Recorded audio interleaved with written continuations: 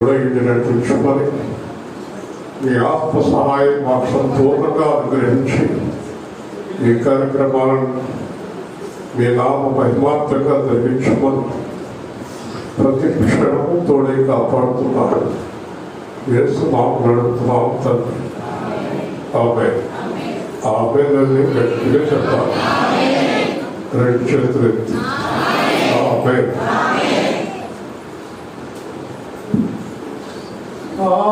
ఆశ్చర్యకరుడా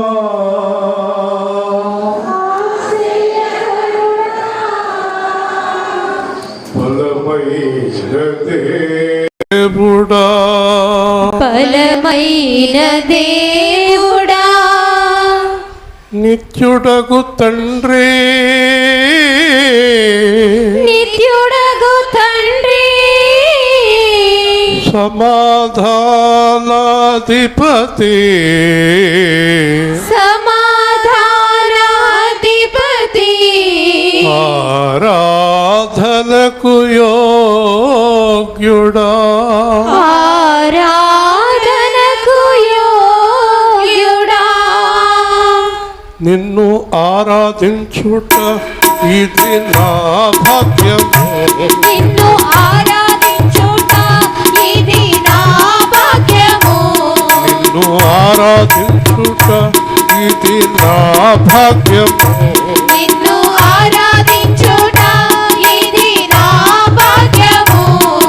పరలోకము నుండి దిగి వచ్చిన పరలోకము దిగి వచ్చిన ఆశీర్వాదము నీ ఆరాధన ఆశీర్వాదము నీ ఆరాధన. ఈ లోకములో ఎందరో జనులు ఈ లోకములో ఎందరో జనులు నిజమైన వాణిని ఎరుగక ప్రభువా నిజమైన వారిని ఎరుగక ప్రభువా మాయలో మోసములో ఆయను మోసములో పడిపోవుచుండగా నా ప్రభువా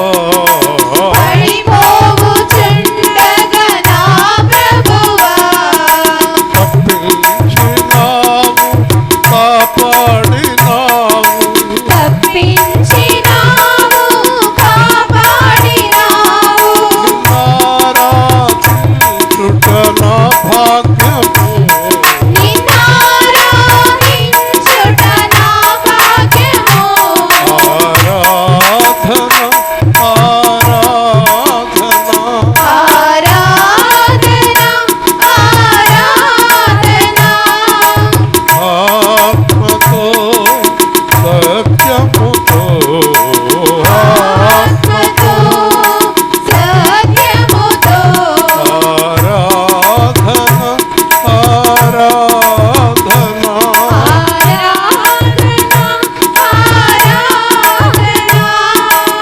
అబ్రహాము దేవుడ ఇస్సాకు దేవుడ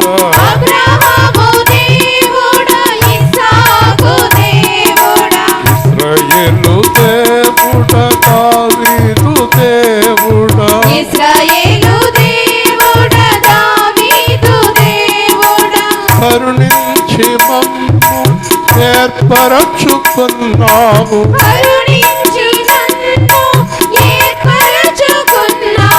ప్రేమతో మమ్ము ఏర్పరచుకున్నావు ప్రేమతో నన్ను ఏర్పరచుకున్నావు.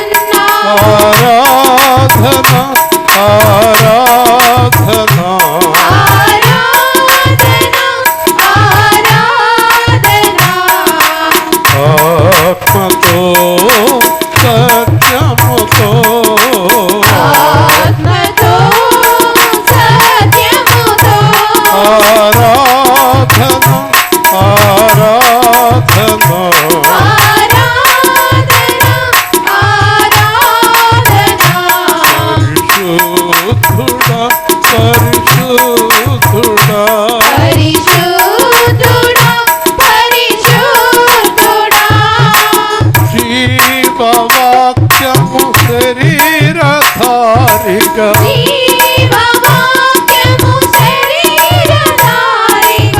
మా మధ్యలో నివసించి ఉన్న మా మధ్యలో నివసించియున్న యేసు ప్రభువా ఆరాధనా ప్రభు యేసు ప్రభువా ఆరాధనా ఆరాధనా ఆరాధనా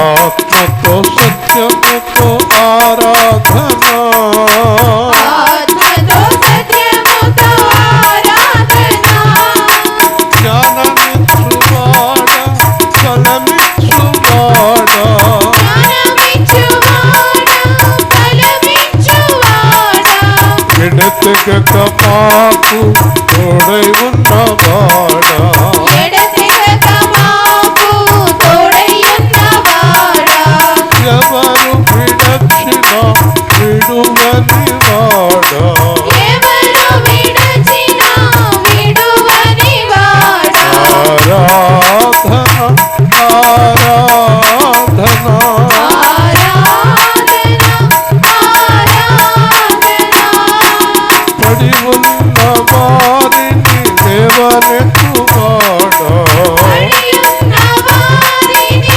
లేవనెత్తువాడా కృంగిన వారిని విడిపించువాడ కృంగిన వారిని విడిపించువాడా సర్వము తెలిసిన సర్వాధికారి సర్వము తెలిసిన సర్వాధికారి ఆరాధన ఆరాధన ఆరాధనా ఆరాధనా ఆత్మతో సత్యముతో ఆత్మతో సత్యముతో ఆరాధన ఆరాధన ఆరాధనా ఆరాధనా సర్వము తెలిసిన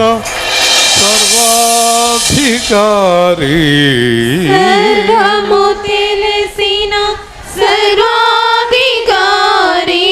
సమస్తము నీకు సాధ్యమే దేవా సమస్తము నీకు సాధ్యమే దేవా కొద్ది నిమిషాలు ప్రార్థన చేద్దాం. వాతావరణాన్ని మార్చారు ప్రభు. ఆయన ఎప్పుడు ఏ కార్యం చేస్తారో మనకు తెలియదు. ఆయన మీద ఆనుకుందాం, ఆయన మీద ఆధారపడదాం.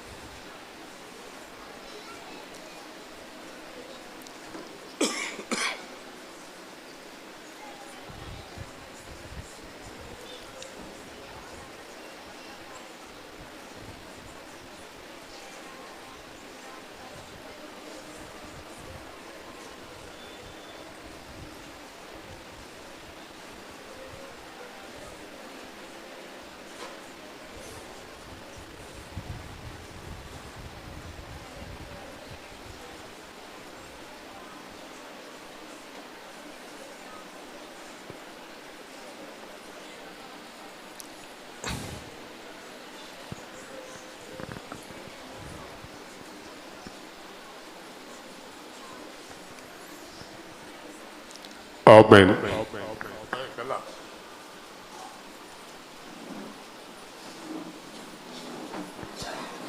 అలర్ట్ చేస్తూ ఊరుకోను.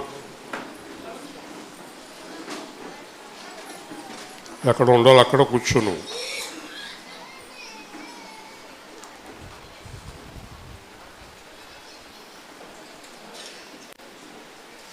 దేవుని వాక్యాన్ని శ్రద్ధగా విందాం.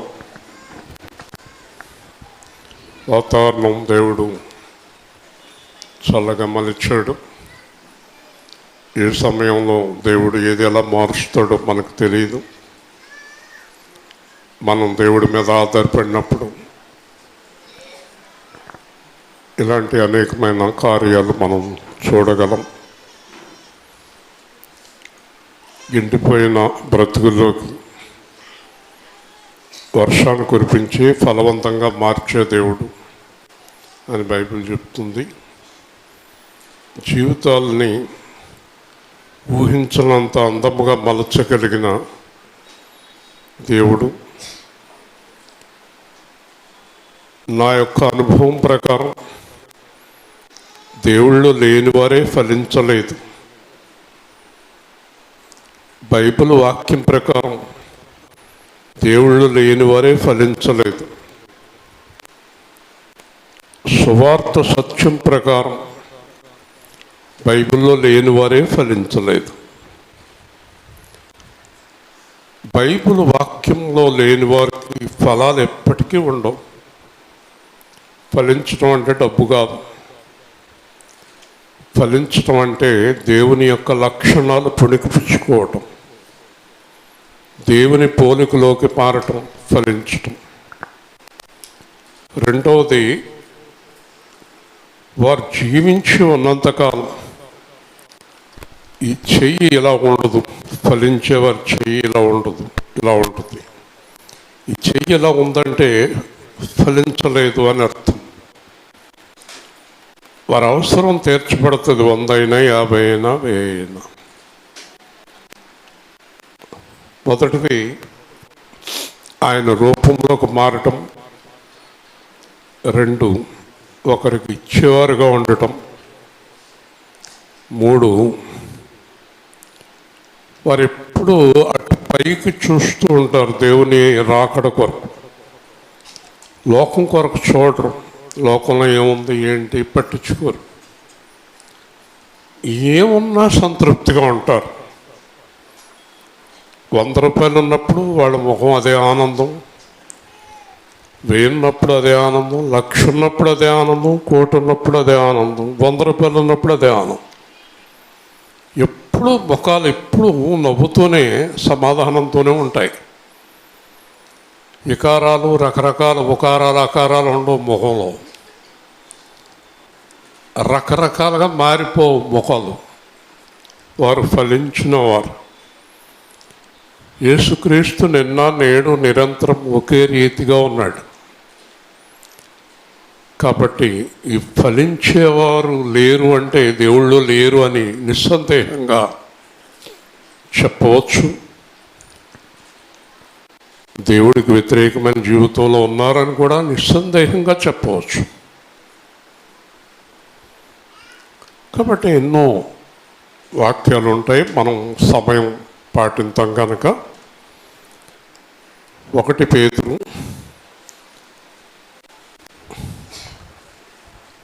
5వ అధ్యాయం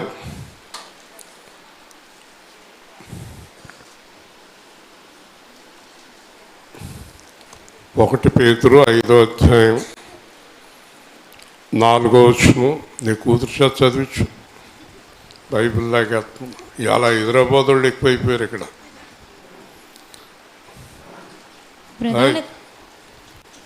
హైదరాబాద్ పిల్ల. ప్రధాన కాపరి ప్రత్యక్షమైనప్పుడు మీరు వాడబారని మహిమ కిరీటము పొందుదురు. చిన్నలారా, మీరు పెద్దలకు లోబడి ఉండుడి. మీరందరూ ఎదుటివాని ఎడల దీన మనస్సు అను వస్త్రము ధరించుకొని మిమ్మల్ని అలంకరించుకొనుడి. దేవుడు అహంకారులను ఎదిరించి దీనులకు కృప అనుగ్రహించును. దేవుడు తగిన సమయమందు మిమ్మల్ని హెచ్చించినట్లు ఆయన బలిష్టమైన చేతి క్రింద దీన మనస్కులై ఉండుడి.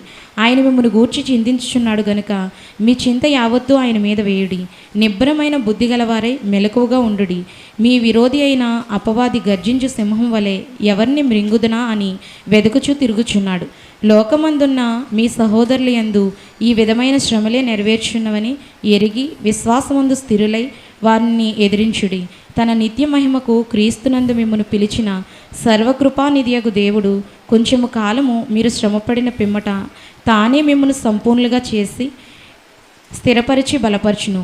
యుగయుగములకు ప్రభావం ఆయనకు కలుగునుగాక. ఆమేన్. బైబిల్ చక్కగా ధ్యానం చేసి చక్కగా వాక్యాన్ని లోతుగా తెలుసుకుంటే విపరీతమైన ధైర్యం వచ్చేస్తుంది. ఏంటి ఇంత ధైర్యంగా ఉన్నారు వీళ్ళు అంటానికి కారణం బైబిల్ వాక్యం. చాలా ధైర్యంగా ఉంటారు. పౌలు గారిని తీసుకొచ్చారు,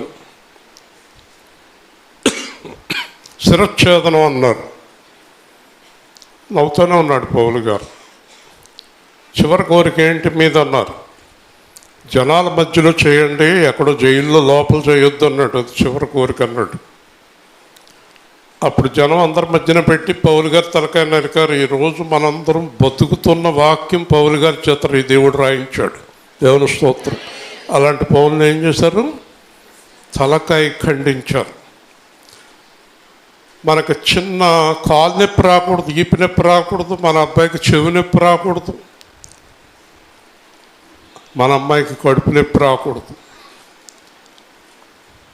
మనం అనుకున్నాయన్నీ అయిపోవాలి, ఇంట్లో కూర్చున్నా కూడా అన్ని కార్యాలు జరిగిపోవాలి, దేవుడు అన్నీ చేసేయాలి. మీరు మొట్టమొదట భ్రమలో నుంచి బయటికి రండి. మీరిళ్లలో కూర్చుని మీ కార్యాలన్నీ యేసు ప్రభు చేస్తాడన్న భ్రమలో నుంచి ఫస్ట్ బయటికి రండి. భ్రమలో ఉండకండి. దేవుడు ఎవరికి ఏది కావాలో చేస్తాడు, కానీ చేయించుకునే వాళ్ళు ఎవరు అనేది కూడా ఈరోజు వాక్యంలో వినొచ్చు. మనం ఒక చోట అంటాడు ఇర్మియా గ్రంథంలో, నీ నిమిత్తమై గొప్ప వాటిని వెతుకుచున్నావా, నువ్వు అలా వెతకవద్దు, ఎక్కడికి వెళ్ళినను నీ ప్రాణము నీకు ఇచ్చుచున్నాను అన్నాడు. ప్రాణం కన్నా గొప్పదే ఉంది. ప్రాణం కన్నా గొప్పవి చాలా ఉన్నాయి. మనకి డబ్బులు, లోకము, కార్లు, మేడలు, మిద్దెలు, అవి మనకి ప్రాణం కంటే గొప్ప. వాటి కోసం ప్రాణం పోగొట్టుకుంటారు, ఏదన్నా పోగొట్టుకుంటారు.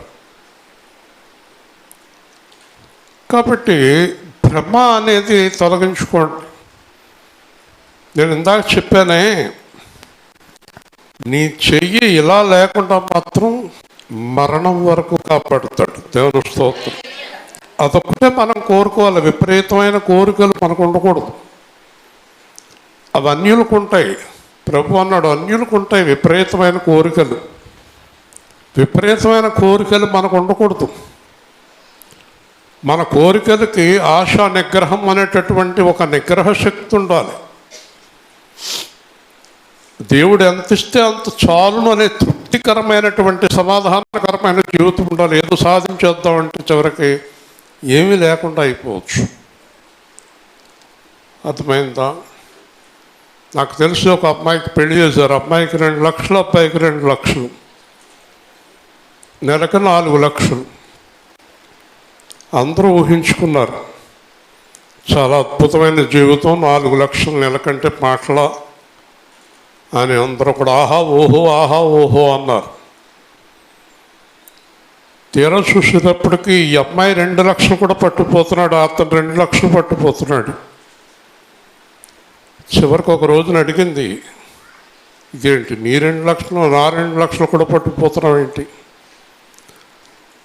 ఏమీ లేదు, మనకు ఒక 4 కోట్లు అప్పు ఉంది. అయిపోయి 4 కోట్ల ఎప్పుడు తీరుతుంది ఏమో, ఎప్పుడు తీరుతుందో, ఇలా వడ్డీ కడదాం. ఏం చెప్తుంది ఇంటికి వచ్చి వాళ్ళ అమ్మతోటి? భ్రమపరిచే ఆత్మలు చాలా ఉంటాయి. చాలా భ్రమ జీవితం. అర్థమవుతుంది మీకు? యేసుప్రభు పిల్లలు అలాంటి భ్రమల్లోకి వెళ్ళకూడదు. నాకు 70 ఏళ్ళు వచ్చేయాలి, 80 ఏళ్ళు వచ్చేయాలని భ్రమలో ఉండకూడదు. అర్థమైందా? మన మా చుట్టాల అబ్బాయికి పెళ్లి సంబంధానికి వచ్చారు పాస్టర్ గారు అంట. పాస్టర్ గారు వాళ్ళ అబ్బాయిని పంపించాడు. వాళ్ళ అబ్బాయి అడుగుతున్నాడు మా బంధువుల అబ్బాయిని, నీ జీతం ఎంత? ఇంత. ఏం చేస్తావు? ఇప్పటివరకు ఎంత వెనకేసావు? ఇంటికి ఎంత పంపిస్తావు? నీకు ఏమేమి ఖర్చులు ఉన్నాయి? నెలకు ఎంత మిగులుతుంది? ఇదంతా అడిగి వెళ్ళిపోయాడు. అప్పుడు నాకు ఫోన్ చేశారు, ఇదంటే ఆ పాస్టర్ గారు అబ్బాయి వచ్చి అడిగిందని. మరి మీ ఉద్దేశం ఏంటన్నాడు. అలాంటి దరిద్రపు సంబంధం మాకెందుకంటే అన్నారు. చాలా చిన్న పేరు పెట్టావు, అది నికృష్ట సంబంధం అని నేను అన్నాను. దేవుని స్తోత్రం. ఇలాంటి నికృష్టులు దరిద్రులు ఉంటారు ఈ లోకంలో. డబ్బులు గొడవ వాళ్ళకి, రెండో గొడవ ఉండదు వాళ్ళకి. దేవుడి విషయాలపై ఆలోచన ఉండదు. ఏదో సాధించేద్దాం అనుకుంటారు, చివరికి ఏముండదు, పెద్ద సున్నా మిగిలేది. ఇహలోకము లేదు, పరలోకము లేదు, మొత్తం నాశనమే. దేవుడి పిల్లలు కలిగి ఉన్న దానితో తృప్తి చెందాలని పౌలు రాశాడు. ఈ అప్పులు చేసిన వాళ్ళు అందరూ ఎవరు? కలిగి ఉన్న దాంతో తృప్తి కలిగిన వాళ్ళు కాదు కదా. వీళ్ళు ప్రశాంతంగా ఉన్న జీవితాన్ని నరకం పాలు చేసేసుకున్నారు కదా. ప్రశాంతమైన జీవితం ఎందుకు లేదు వీళ్ళకి? ఇవాళ పొద్దున్న చెప్పాను నేను, దేవుడి పిల్లలు ఎవరు, దేవుడి పిల్లలు ఎలా జీవించాలి, పెద్దవాళ్ళు పిల్లలకి ఎలాంటి నీతులు నేర్పించాలి, పిల్లల్ని ఎలా పెంచాలి. పిల్లలకి మొదట నేర్పవలసింది దేవుని భయము, పరిశుద్ధత, యథార్థత, అప్పు చేయకుండా జీవించటం, క్రమశిక్షణ. తాగుళ్ళు, వ్యభిచారాలు, జోదాలు అడుగు పెట్టకూడదు మందిరం లోపలికి తప్పు చేసేవాళ్ళు. ప్రభు పల్లకైతే అసలు ముట్టుకుంటూ చచ్చిపోతారు. అది ముట్టుకుని తప్పు చేసి ముట్టుకున్న వాళ్ళు బతుకుతాం కష్టం, వెంటనే స్పాట్ డెడ్ అయిపోతారు. ఒకసారి చెప్పినాం, ఇక్కడి నుంచి ఇంటికి వెళ్ళి లోపల చచ్చిపోవచ్చు. చాలా ప్రమాదకరమైంది అది. ఆయన రక్తం, శరీరం. కొంతమంది చావలేదండి, తాగుతూనే ఉన్నారు, ఈ తింటా తాగుతూనే ఉన్నారంటే వాళ్ళని దేవుడు వదిలేసాడు అని కూడా లెక్కలోకి రావచ్చు. చచ్చిపోయేవాళ్ళు ఎవరంటే శిక్షించేవాళ్ళు, శిక్షించేవాళ్ళు ఎవరంటే రక్షింపబడిన వాళ్ళు. దేవుని స్తోత్రం. కొంతమందిని వదిలేస్తాడు, ఆడ పట్టించుకోడు. అర్థమైంది మీకు? కాబట్టి కొన్ని విషయాలు మీరు చాలా శ్రద్ధగా వినాలి. ప్రధాన కాపరి ప్రత్యక్షమైనప్పుడు మీరు వాడబారని మహిమ కిరీటం. ఒక్కొక్క పాయింట్ చెప్పుకుంటూ త్వరగా ముగించేస్తాను. మనం ఆలోచించవలసింది, మనం చూడవలసింది ప్రధాన కాపరి. ప్రధాన కాపరి ఎవరు? ప్రధాన కాపరి? యేసుక్రీస్తు ప్రభు. ప్రధాన కాపరి ప్రత్యక్షమైనప్పుడు మీరు వాడబారని మహిమ కిరీటం పొందుదురు. ఇలా అంటాడు. ఎవరైతే యథార్థంగా, పరిశుద్ధంగా, తప్పుడు పనులు లేకుండా, మోసాలు లేకుండా, అబద్ధాలు లేకుండా యేసుక్రీస్తులాగా ఎవరైతే జీవిస్తున్నారో వాళ్ళే ఎత్తపడతారు. ఇలాగ అన్న వెంటనే వాళ్ళే ఎత్తపడేది. ఎత్తపడిన తర్వాత మధ్యాకాశంలో అందరినీ చుట్టూ నిలబెడతాడు. వాళ్ళందరితో చెప్తాడు, మీకందరికీ జీవ కిరీటం అనుగ్రహిస్తున్నాను అంటాడు. హల్లెలూయా. అయిపోయింది, అక్కడితో క్లోజ్ అయిపోయింది. అసలు జీవ కిరీటం అంటే ఏంటి? ఎప్పుడు ఆయనలాగా ఆయనతో జీవించే అధికారం ఇస్తాడు. ఇంకెప్పుడు దేవుడితో ఉండిపోతాం కదా. మరి ఈ స్వల్పకాల భోగాలు, అల్పకాల భోగాలు అనుభవిస్తూ పాపం చేస్తున్న వారు ఈ కిరీటాన్ని పొందుకుంటారా? పొందుకోరు. ఈ డబ్బులు లెక్కలేసేవాళ్ళు పొందుకోరు. నీచమైన పనులు చేసేవారు పొందుకోరు. మోసం చేసేవారు పొందుకోరు. కాబట్టి ఆయన ప్రత్యక్షమైనప్పుడు మహిమ కిరీటం పొందుతురు. చిన్నలారా, మీరు పెద్దలకు లోబడి ఉండుడి. పెద్దలెవరు? బైబిల్లో రాసిన పెద్దలు ఎవరు? అమ్మ, నాన్న, మాంగారు, అత్తగారు అనుకుంటున్నారా? కొంతమంది తెలియక అలా అనుకుంటున్నారేమో. అమ్మ, నాన్న పెద్దలు కాదు, మాంగారు, అత్తగారు పెద్దలు కాదు. అర్థమైందా? దేవుని చేత ఏర్పాటు చేయబడిన సేవకులైన పెద్దలు. దేవుని స్తోత్రం. అధికారం, దేవుడి చేత ఇచ్చిన అధికారానికి లోబడి ఉండాలి. సేవకులకి అని దేవుడు ఎన్నుకున్న సంఘ పెద్దలకు కానీ దేవుడి చేత ఎంపిక చేయబడిన వారికి మీరు లోబడి ఉండాలి. పెద్దలకు లోబడి ఎదుట వాని ఎడల దీన మనస్సు అనే వస్త్రము ధరించుకొని మిమ్మల్ని అలంకరించుకోండి. ఎదుట వారి ఎడల దీన మనస్సు అను వస్త్రం. దీన మనస్సు అంటే ఏంటి? నీ గొడవ ఏంటి? బయటికి వెళ్తానికి లేదు నీకు. దీన మనస్సు అంటే తగ్గింపు, తగ్గింపు, తగ్గింపు. లోపల మనసులో తగ్గింపు. ఎంత తగ్గింపు అంటే అంత తగ్గింపు. ఒకరోజు నేను బెంగళూరులో ఒక కలెక్టర్ భోజనానికి ఎక్కిస్తాడు. వాళ్ళ అమ్మాయి ఫంక్షన్ అది పెట్టాడు. కలెక్టర్ కాబట్టి చాలామంది వచ్చారు. ఆయన నాకు కొంచెం పరిచయం ఉన్నాడు. రిసెప్షన్ మీద దగ్గరికి నేను వెళ్ళేటప్పటికి కింద ఏదో పడిపోయింది ఒక చిన్న వస్తువు. ఆయన షూట్ తోటి ఉన్నాడు కలెక్టర్ గారు. నేను వెళ్తున్నాను, ఈ లోపల నా కాళ్ళ దగ్గర ఉంది అది. నేను తీయబోయేటప్పటికి ఆయన ఉంగుని ఆయన తీసాడు ఆ వస్తువు. ఆయన తీసేటప్పటికి నిద్రవతానికి వస్తున్నాం అమ్మ ప్రసన్నమ్మ అక్కయ్య గారు. ఇంటికాడ నిద్ర ఉండి నిద్రపోయేవాళ్ళు ఎక్కడ నిద్ర అవుద్ది. ఆయన తీసాడు అది. అదేదో చిన్న వస్తువు. వెనకాల నుంచి 4 అసిస్టెంట్లు పరిగెత్తుకు వచ్చారు. మేము తీద్దాం కదండి అంటున్నారు. మీరు తీసే లోపల మూర్తిగా తీసేసేలా ఉన్నాడు, అందుకే నేనే తీసాను అన్నాడు ఆయన. కలెక్టర్ అలా తీరు. ఆ మాటకొస్తే చిన్న చిన్న ఉద్యోగస్తులు కూడా తీరు ఇలా చూస్తారు. స్టైలు ఏంటో తెల్లనుకోండి, పనికిమాలోళ్ళు ఏం తెలక స్టైల్ అంతే.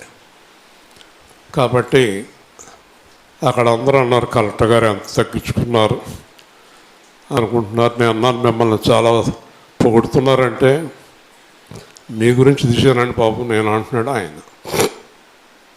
ఏమైనప్పటికీ కూడా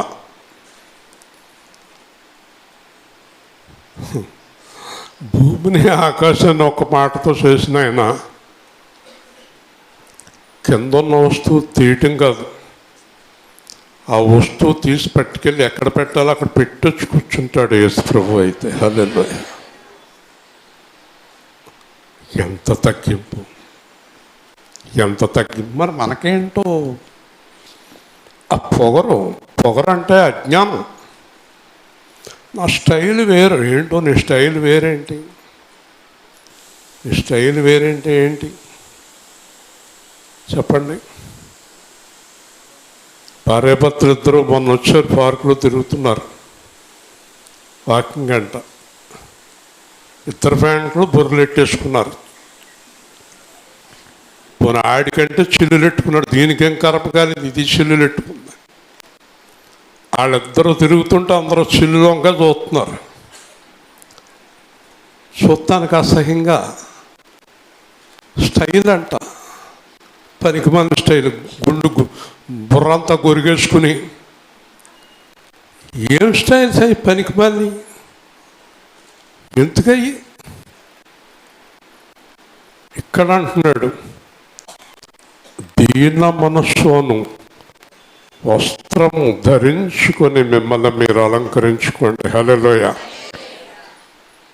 ఒక వివాహం జరిగింది బెంగళూరులో. ఒక ఆవిడ వచ్చింది, కారు దిగింది, 1 లక్ష రూపాయలు చీర కట్టుకుంది, 1 కోటి రూపాయలు నగలేసుకుంది. కానీ దాన్ని ఎవడ పట్టించుకోలేదు. ఇలా చూసింది, అలా చూసింది, వెళ్ళి కూర్చుంది. ఇంకొక ఆవిడ వచ్చింది, ఆటోలో దిగింది, తెల్లని వస్త్రాలు ధరించుకుంది, చిన్న ముడిలాగా వేసుకుంది. ఆవిడ దిగేటప్పటికి అందరూ పరిగెత్తుకెళ్ళి పేరు దగ్గరుండి తీసుకొచ్చారు, లోపల కూర్చోపెట్టారు. నేను గమనించున్నాను ఏంటి ఇదంతా. ఆవిడకి చాలా కోపంగా ఉంది. 1 లక్ష రూపాయలు చీర కట్టుకున్న ఆవిడకి ఉండబట్టలేక అడిగిందనమాట. ఆవిడెవరో అంది. ఈ పెళ్ళయ్యే పిల్లకి అనాథగా పెరిగింది. ఈ పెళ్ళయ్యే పిల్ల 200 అనాథల పిల్లల్ని ఆవిడ ప్రతి చదివింతం కాడి నుంచి పైకి వచ్చే వరకు ఆవిడే అన్నీ చూసుకుంటుంది. ఎవరైనా వెళ్ళి దత్తం చేసుకుంటామంటే ఇస్తుంది ఆవిడ. ఇప్పుడు ఈ మ్యారేజ్ అయ్యే పిల్ల ఆ తల్లి దగ్గర పెరిగిన పిల్లలే అని చెప్పారు. దేవుని స్తోత్రం. అది విలువ. ₹1,00,000 చీర, కడేలు, బేడీలు, బ్రాస్లెట్లు ఇవన్నీ ఎందుకు? ఏం ప్రయోజనం చెప్పండి? రోల్డ్ గోల్డ్ నగలతో కూడా క్రైస్తవులు అలంకరించుకునే వాళ్ళు ఉన్నారు. బంగారం కాదు, అది రోల్డ్ గోల్డ్. ఒకసారి అడిగాను, పెళ్లి చూపులకి మొత్తం నగలేసేసారు పిల్లకి, ఏంటంటే ఏమీ లేదన్నారు కదా అంటే, అవన్నీ ఫ్యాన్సీ అండి, అంతా కలిపి 250. దీనివల్ల పెళ్లి చెడిపోద్దని చెప్పాను నేను. ఎందుకంటే వికారంగా ఉంది మొహం, వికారం వచ్చేసింది మనిషి. ఈ గర్వాలు ఎందుకు? ఆవిడకి నేను కూడా దండం పెట్టాను. అప్పుడు చెప్తున్నారు మూర్తి గారు, అమ్మాయి ఎండి గారు, చాలా సంతోషం అమ్మా మీరు చేస్తున్న పని. మా కంపెనీ నుంచి కూడా మీకు ఏదైనా సహకారం పంపిస్తాను. నేను మాట్లాడుతుంటే కుర్చీలు ఇలా కూర్చుని మీలాగా కొంతమంది ఉన్నారు మన వాళ్ళు.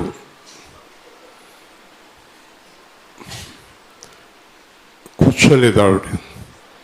అయ్యా పంపిస్తానమ్మా, ₹1,00,000 పంపిస్తానని చెప్పాను. దేవుని స్తోత్రం. ఇలా అయ్యా, అర్థమైంది మీకు? మదర్ తెరెసా గారు అమెరికా వెళ్ళింది, వాటికన్ సిటీకి వెళ్ళింది. పోప్ గారు అమ్మగారు,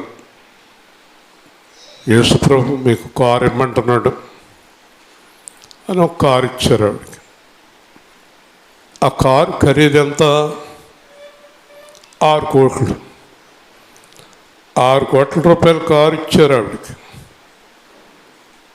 ఆవిడేమో ఇలా ఉంటుంది మనిషి, దీనురాలు. ఒక ₹50 చీర కట్టుకుంటుంది ఆవిడకి. ₹50 మించి ఎప్పుడు కట్టుకోలేదు ఆవిడ. మనమేం కట్టుకుందాం అలాగుంటే. 6 కోట్ల కారు అది కదా. ఇక్కడ రోల్డ్ గోల్డ్తో అలంకారాలు చేసుకున్న వాళ్ళు ఎంతమంది ఉన్నారా? వస్తువులు తీసేసి మళ్ళీ పెట్టుకున్న వాళ్ళు ఎంతమంది ఉన్నారు ఇక్కడ?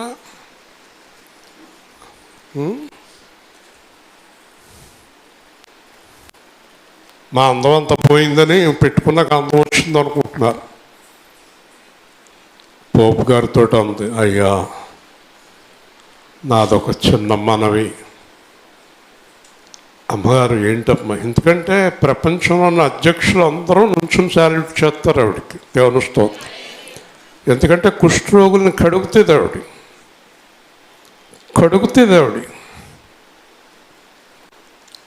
ఒళ్ళో పెట్టుకుని పాలు పడుతుంది ఆవిడకి, చిన్నపిల్లలకు పాలు పట్టినట్టు. అర్థమైంది మీకు? అయ్యా నాదొక మనవి. ఏంటమ్మా? 6 కోట్ల కారు నాకెంత? అది అమ్మేసి డబ్బులు ఇస్తే కలకత్తాలో ఉన్న ఆశ్రమంలో ఉన్న వాళ్ళందరూ సంపూర్ణంగా చాలా సంవత్సరాలు అన్నం తింటారు. అంతే. వెంటనే దాని ఖరీదు 6 కోట్లు కాదు 10 కోట్లు ఇచ్చి ఆవిడకి కారు కూడా పంపించారు. దేవుని స్తోత్రం. హల్లెలూయా చెప్పండి. ఇది దీనత్వం. ఒకసారి ఆవిడని అడిగారు, ఆ యేసు ప్రభు దగ్గర ఒక కుష్ఠరోగికి పాలు పడుతుంది. విలేకరులు వెళ్ళి ఆవిడ దగ్గరికి, మీరు చేస్తున్నది ఏంటమ్మా, ఎలా చేస్తున్నారు, అసలు ఇది ఎవరన్నా చేయగలుగుతారా, ఏంటమ్మా ఆ కట్లు కడతాం ఏంటి, ఆ పాలు పడతాం ఏంటి, ఆ అన్నం తినిపిస్తాం ఏంటి, మరి వాళ్ళకి చేతులు లేవు కదయ్యా, ఎలా తింటారు అంది. ఏమ్మా మీరు ఎలా చేయగలుగుతున్నారు అని అడిగారు. ఆయన్ని బట్టి చేస్తున్నానని చెప్పింది. గట్టిగా ఆయన చేసిన దాంట్లో నేను చేశాను. ఆయన మా గురించి కాళ్ళు చేతులు అన్నీ మేకులు కొట్టించేసుకున్నాడు. చూసారా, కంట్రోల్లో లేదు. చిన్నపిల్లల్ని కంట్రోల్లో పెట్టుకోవాలి. గారాలు అలవాటు చేసిస్తే అలాగే ఉంటుంది పరిస్థితి. కాబట్టి సరే అండి, ఎవరిని బట్టి చేస్తుంది ఆవిడ? యేసుక్రీస్తుని బట్టి. మరి మనం ఎలా ఉన్నాం? పనికి మన స్టైళ్ళు, మింగ మెతుకు లేదు, మీసాలకు సంపెంగ నూనె, ఇంట్లో తిండి లేదు, బయట స్టైలు, గర్వాలు, ఒక పూట ఇల్లు గడవదు, బయట చూస్తే హడావిడి వేషాలు. నేను ఇదంతా ఎందుకు మాట్లాడుతున్నాను తెలుసా? దీన మనస్సు అనే వస్త్రము ధరించుకొని అలంకరించుకోవాలి. హల్లెలూయా. మనిషిని చూసేటప్పటికి గౌరవం రావాలి. డ్రెస్సును బట్టి, సూట్ని బట్టి, మేకప్ని బట్టి కాదు. ఆ మనిషిని చూసేటప్పటికి ఒక చక్కని అభిప్రాయం కలగాలి. దేవుని స్తోత్రం. ఎవరైనా నమస్కారం పెడుతుంటే లోపల నుంచి పెట్టాలి, పైకి కాదు. లోపల నుంచి దండం పెట్టాలి. లోపల నుంచి దండం పెట్టేవాళ్ళు మన మందిరంలో వందనాలు తందనాలు ఏముండవు మన దగ్గర. చాలా మందిరాల్లో ఒక అరగంట అదే పని. వచ్చిన వాళ్ళు అందరూ షేక్ హ్యాండ్ ఇచ్చుకుంటాం, వందనాలు చెప్పుకుంటాం, ముద్దులెట్టుకుంటాం, వెనకాల గుద్దుకుంటాం, తిట్టుకుంటాం. ఇక్కడ ఏముండవు మన మందిరంలో. చెయ్య కలిపితే ఎరగొట్టేస్తానని చెప్పాను నేను. దేవుని స్తోత్రం. పైకి కాదు, హృదయంలో ఉండాలి గౌరవం. దేవుని స్తోత్రం. కాబట్టి దేవుడు అహంకారులను ఎదిరించి దీనులకు కృపానుగ్రహించును. దేవుడు ఇలా చూస్తాడు అందరినీ.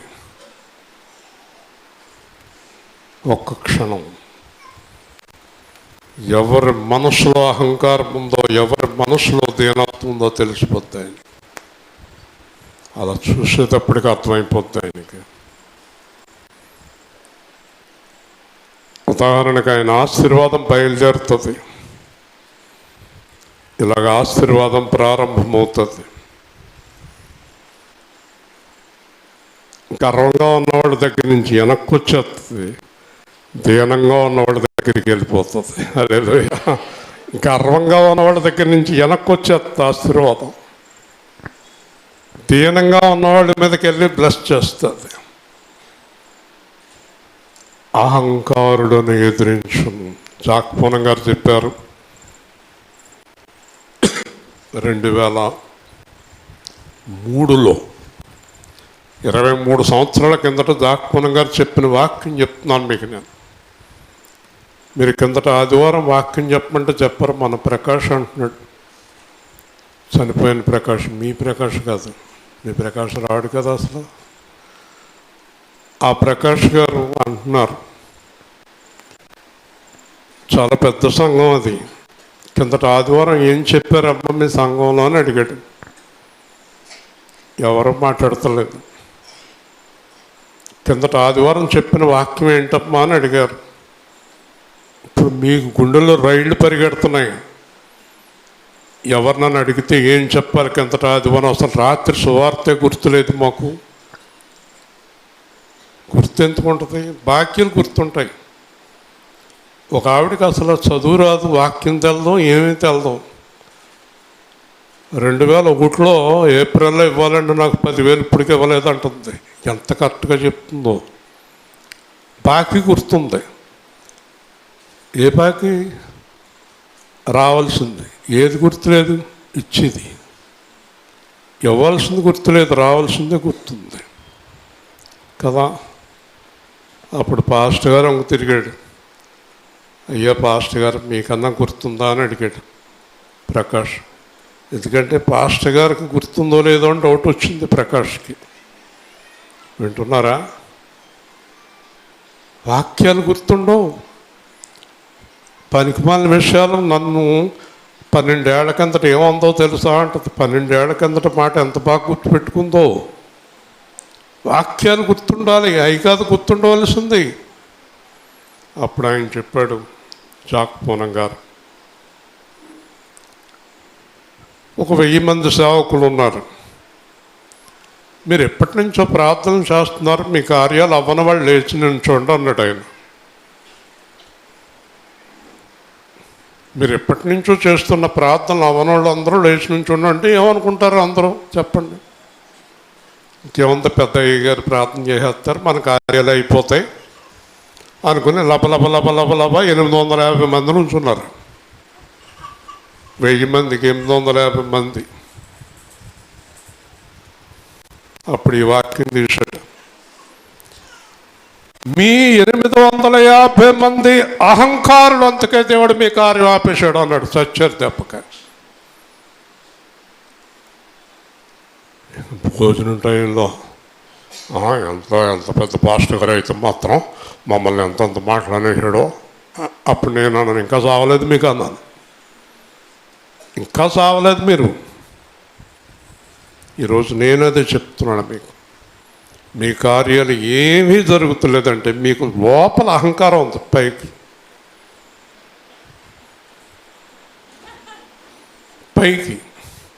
లోపల ఎంత స్టైలు.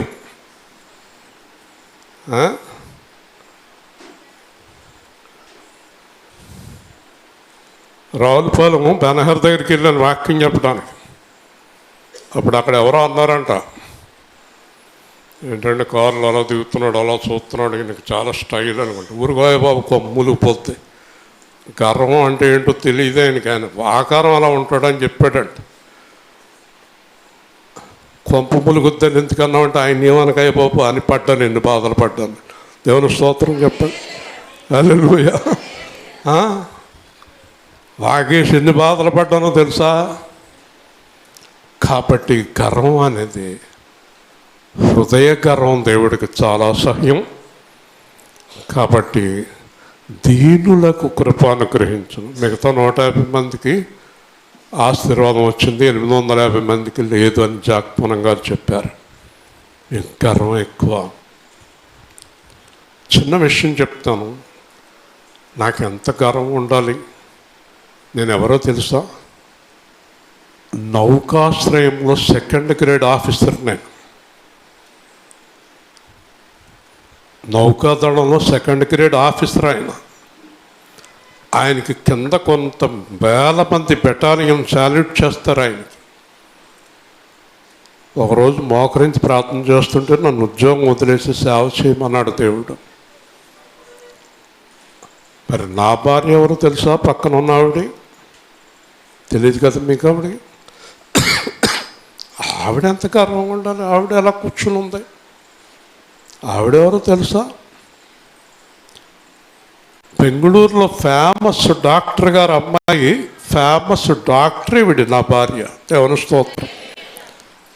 3వ తరగతి 30 సార్లు ఫెయిల్ అయ్యి కూర్చుంటారు బైబిల్ పెట్టుకుని. 3వ తరగతి ఎన్నిసార్లు? 30 సార్లు. అర్థమైంది మీకు? స్కూల్ వాళ్ళు దండబెట్టి ఇంటికి పంపేసి ఉంటారు. యేసు ప్రభు దండబెట్టాడు కదా. ఎందుకు చెప్తున్నానంటే ఈ మాట, గుడివాడ నుంచి ఒక పాస్టర్ గారు వచ్చారు నాతో మాట్లాడుతూ. ఆయన నా దగ్గర బైబిల్ ట్రైనింగ్ అయ్యేవాళ్ళు 200 మంది ఉన్నారంట అన్నాడు.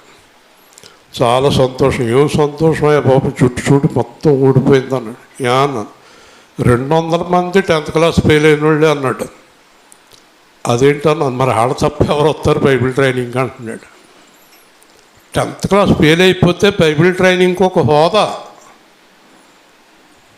పౌలు గారికి కూడా దొరకలేదు ఆ హోదా. ఇప్పుడు వీడు పాస్ అయిపోయాడు, పైగా ఫస్ట్ క్లాస్లో పాస్ అయిపోయాడు. అసలు అక్కడికి ఏం జరిగిందో ఏంటో అర్థం అవుతులేదు మొత్తం మీద. సరే, ఏమైనప్పటికీ పౌలు పేరెట్టుకున్నాడని యేసు ప్రభు పాస్ చేసేసాడు అనుకుంటున్నాను నేను. కాబట్టి దేవుడు కృప కూడా ఉంటుంది కొంతమంది మీద.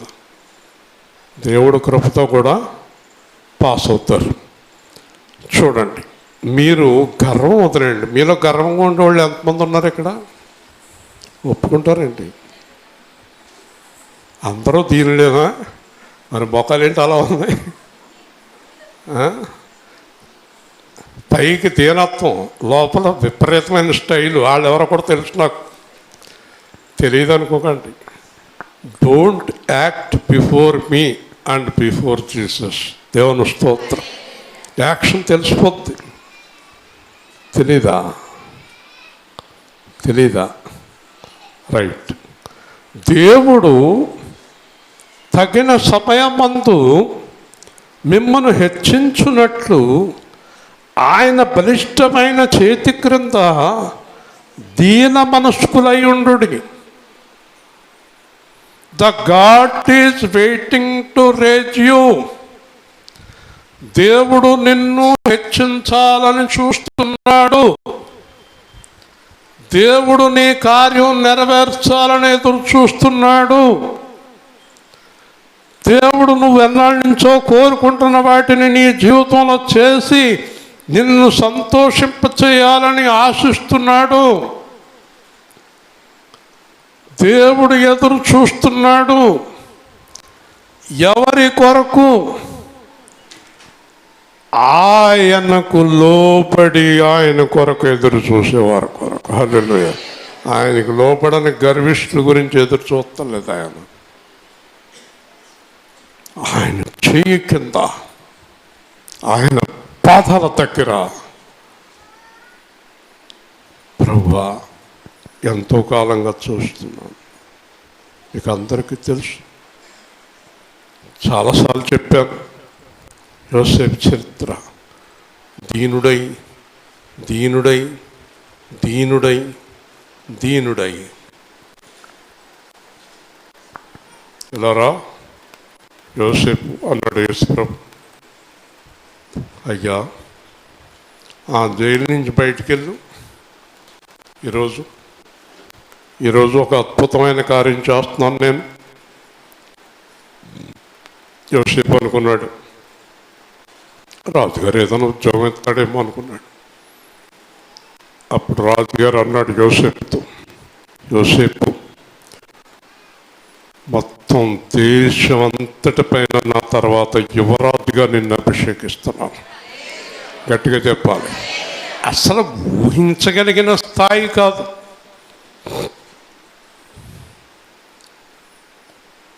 ఎందుచేత యోసేపు అంత గొప్పగా దేవుడి చేత ఆశీర్వదింపబడ్డాడు?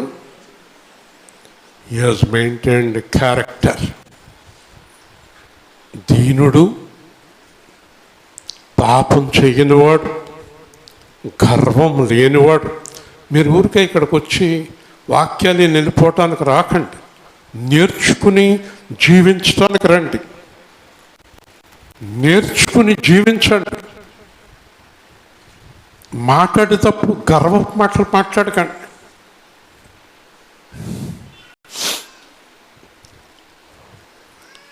నేను చాలా సంవత్సరాల కిందట బస్సు కోసం ఉంచున్నాను. కారు లేదు నాకు, కొంచెం దూరం వెళ్ళాలి. చిన్న బ్యాగ్ పట్టుకుని బస్సు కోసం ఉంచున్నాను. ఈ లోపల ఎవరో ఒక ఆయన వచ్చి అక్కడ బండి ఆఫ్ చేసి నా పక్కన ఉన్న అతన్ని, అత్తిలి ఎలాగెళ్ళాలండి, అత్తిలి వెళ్ళాలండి, ఇలాగ స్ట్రైట్కి వెళ్ళొచ్చు అంటారా, రైట్కి వెళ్ళొచ్చు అంటారు. సెంటర్లో పోయి అడుగు,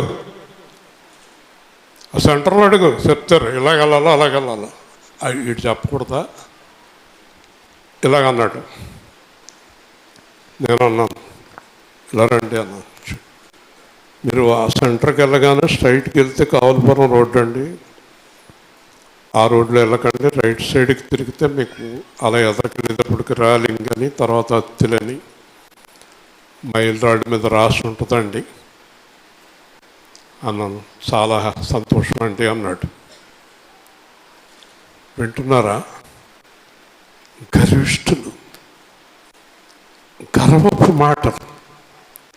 దీనత్వం దేవుడికి చాలా ఇష్టం. మరి దానివల్ల నాకు జరిగింది ఏంటి?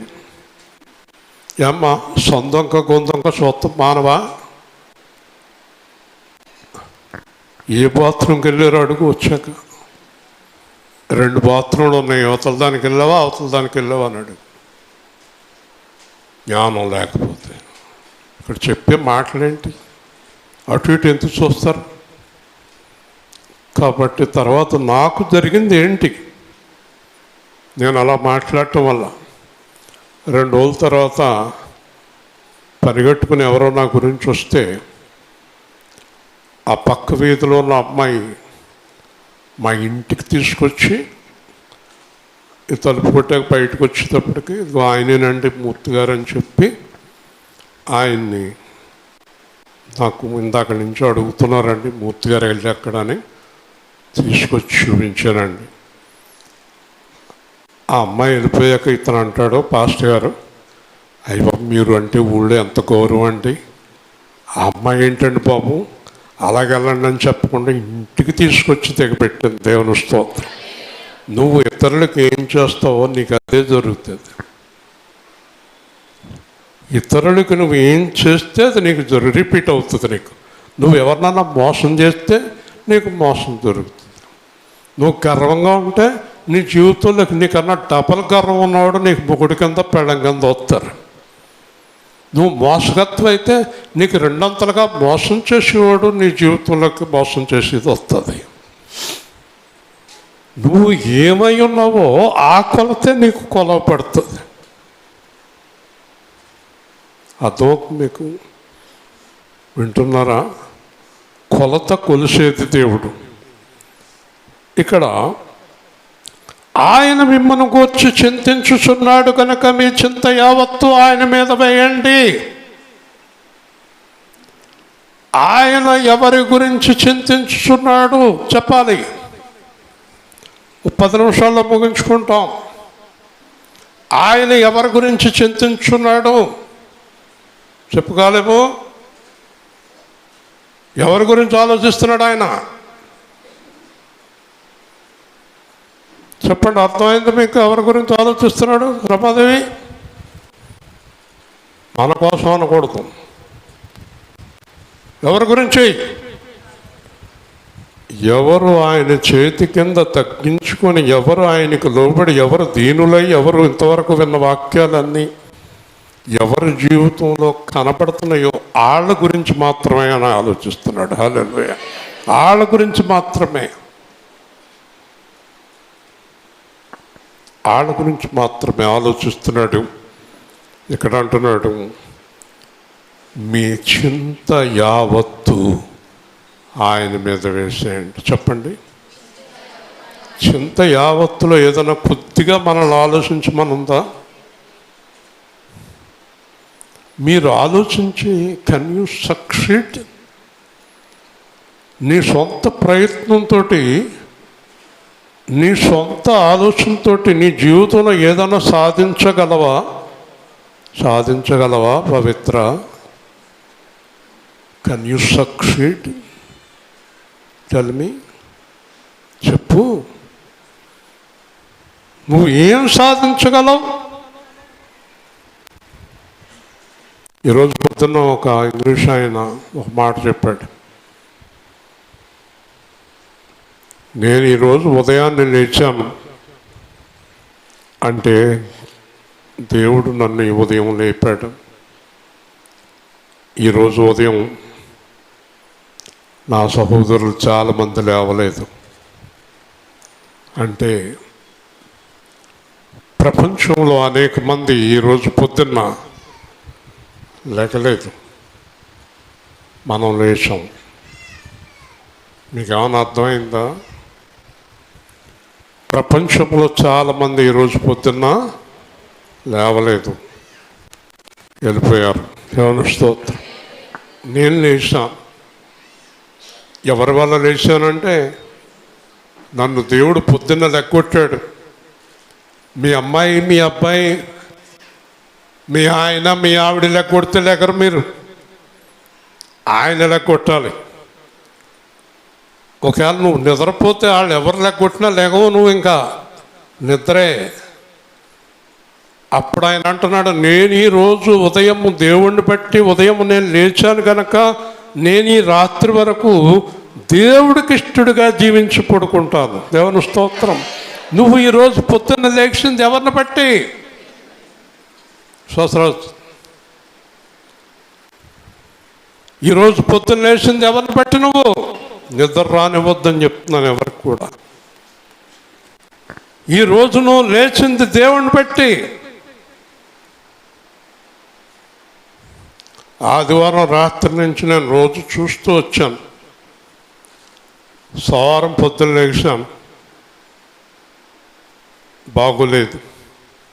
మంగళవారం పొద్దున్న లేచాను, బాగోలేదు. బుధవారం పొద్దున్న లేచాను, బాగోలేదు. ప్రభువా, గురువారం పొద్దున్న లేచి శుక్రవారం పనిచేయాలి, మరి రేపటి పరిస్థితి ఏంటని బుధవారం రాత్రి పడుకున్నాను. గురువారం పొద్దున్న లేచాను, ఏమీ లేవు, అన్నీ వెళ్ళిపోయినాయి. దేవుని స్తోత్రం. ఆయన లేవనెత్తాలి, ఆయన లేవనెత్తాలి. Because of God I raised from death. ప్రతి నిద్ర ఒక మరణం, ప్రతి నిద్ర ఒక మరణం, ప్రతి మెలకువ ఒక జీవం.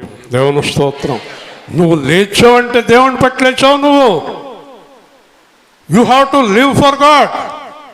నువ్వు పొద్దు నుంచి సాయంత్రం దాకా నీ డబ్బుల లెక్కలకి, నీ తిండికి, నీ తాగుడికి, నీ పనులకి, నీ దెయ్యాలాటలకి కాదు లేచింది. జీవించుచున్నది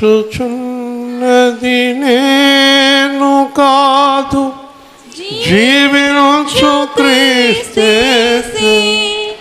నా మట్టుకైతే బ్రతుకుటకైతే చావైతే లాభమే. నా మట్టుకైతే బ్రతుకుటకైతే చావైతే లాభమే. నా దేవుడు ప్రతి అవసరం తీర్చును మహిమైశ్వర్యములో. తల్లి వలె ప్రేమించును, తండ్రి వలె పోషించును, కాపరి వలె నడిపించును. వైద్యునిలా స్వస్థపరచును, వైద్యునిలా స్వస్థపరచును. కలవరపడినే కొండల వైపు కన్నులెత్తుదునా. నా సహాయం నీవేగా, నా యేసు నా రాజా. నా సహాయం సహాయము నీవేగా, నా యేసు నా రాజా. దేవుని స్తోత్రం. మీరు ఈరోజు మీకు ఖచ్చితంగా చెప్తున్నాను, ఇవాళ మీరు బతుకుతున్నది ఆయన వల్ల. దేవుని స్తోత్రం. నేను ఈరోజు ఆరోగ్యంగా నిలబడింది ఆయన వల్ల. ఉంటుందా ఉండదా అనుకున్నాను నేను. మళ్ళీ నిలబెట్టాడు. Is raised me from death అనుకుంటాను నేను. But I'm getting ready for everything. నేను ఎప్పుడు దేనికి భయపడతాం కానీ కంగారు పడతాం కానీ. సాధారణంగా అడిగేవాళ్ళు అడుగుతారు, ఎలా ఉందో ఎలా ఉందో అంటారు. బాగానే ఉందంటాను కానీ నా హృదయం ఆయన వైపు చూస్తూ ఉంటుంది. హల్లెలూయా. ఆయనే కదా స్వస్థపరచగలిగిన శక్తి కలిగిన వాడు. కాబట్టి మీరు రుణం తీర్చుకోండి, యేసు ప్రభు రుణం తీర్చుకోండి.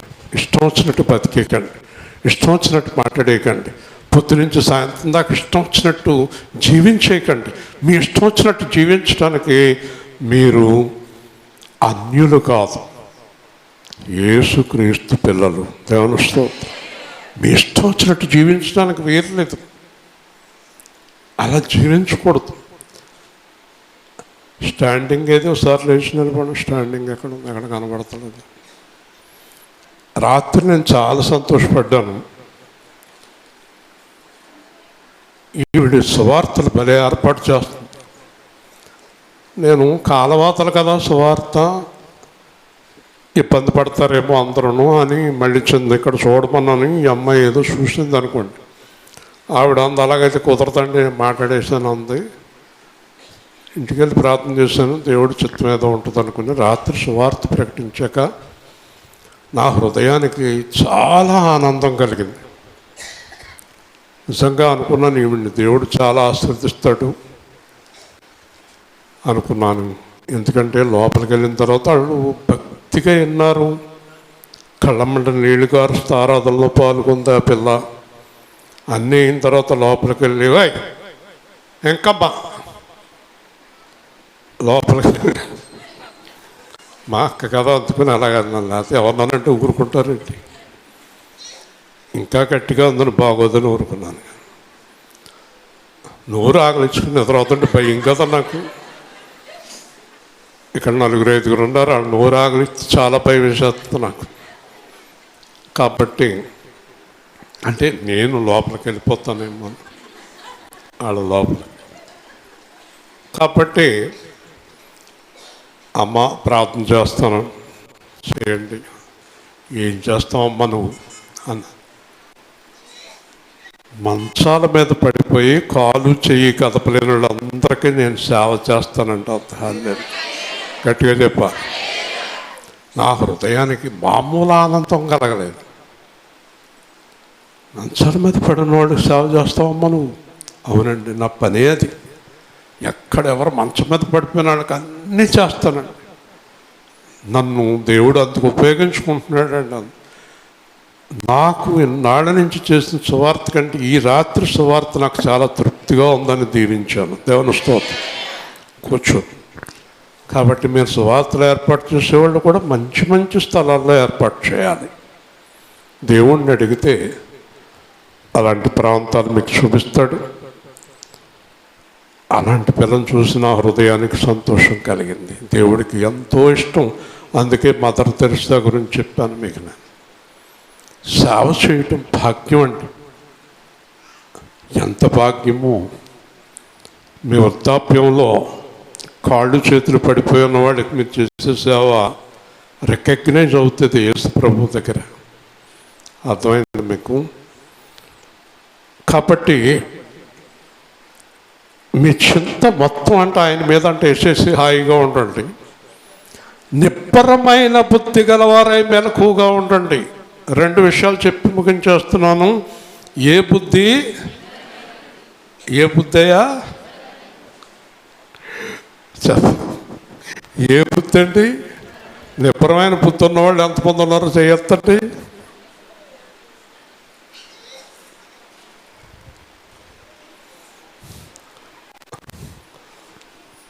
నేను ఒకసారి ఎక్కడికైనా వెళ్ళినప్పుడు కొంతమంది బాగున్నారండి, ఫస్ట్ గారు బాగున్నారు, బాగున్నానమ్మా మీరు బాగున్నారా, బాగున్నాడు. ఇంకో రోజు అదేంటి నిన్నే కదా బాగున్నారా అంతే. ఇవాళ ఆవిడకి ఎక్కడో ఏదో కురుపు ఉందంట, మండిందంట, అందుకే ఆవిడ అలా ఉందన్నారు నాతోటి. అంటే కురుపు మండితే అలా ఉంటారా? ఊరికే అంటున్నాను నేను. అదేం ముఖాలంటే అలాగే ఎందుకుంటారు? రకరకాలుగా ఎందుకుంటారు? రకరకాలుగా ఉంటున్నారంటే బుద్ధి స్టాండర్డ్ లేదు. స్టాండర్డ్ బుద్ధి లేని వారు దేవుడి రాజ్యానికి అర్హులు కాదు. ఏ బుద్ధి ఉండాలి? నిబ్బరమైన బుద్ధి. హల్లెలూయా. స్టాండర్డ్ నిబ్బరమైన బుద్ధి ఉన్నవాడి మీద ఆధారపడిన వాళ్ళు అందరికీ సంతోషమే, భయం ఉండదు.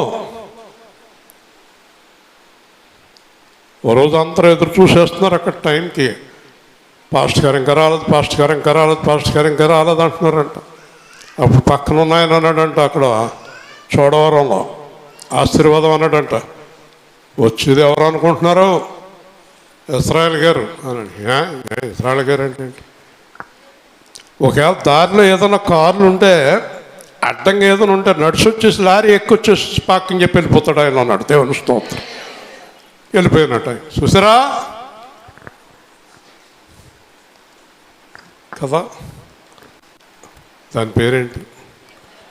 నిబ్బరమైన బుద్ధి. దేవుని స్తోత్రం. ఇంకా అసలు మార్పు ఉండదు, అంతే. మార్పు ఉండదు. వాళ్ళ మీద ఆధారపడ్డ వాళ్ళకి అసలు ఏమి ఇబ్బంది ఉండదు. చెప్పండి, గొప్ప నిబ్బరమైన బుద్ధి గలవాడు ఎవరో మనకు తెలుసు కదా, మన దేవుడు. హల్లెలూయా. నిబ్బరమైన బుద్ధి కలిగి మెలకువ. మెలకువ అంటే ఏంటి? అలర్ట్నెస్, ఎప్పుడు జాగ్రత్తగా ఉండాలి. పాకుడు కట్టిన కాడ మామూలుగా నడవచ్చా మనం? కాళ్ళు చేతులు ఇరిగిపోతాయి. పాకుడు కట్టిన కాడ జాగ్రత్తగా నడవాలి. బురదలో కాలు ఏలు బొటన వేలు గుచ్చుకుని నడవాలి. లేదా ఏదైనా కర్ర ఉంటే కర్రట్టుకుని నడవాలి. ఒక్కోసారి గోడట్టుకుని నడవాలి. ప్రతి చోట మన ఇష్టం వచ్చినట్టు ఉండకూడదు. ఒక్కొక్క చోట ఒక్కొక్క రకంగా. ఏం చేస్తున్నారా ఇది ఇలాగంటున్నావు ఏంటి? నిబ్బరంగా ఉండు, మెలకువగా.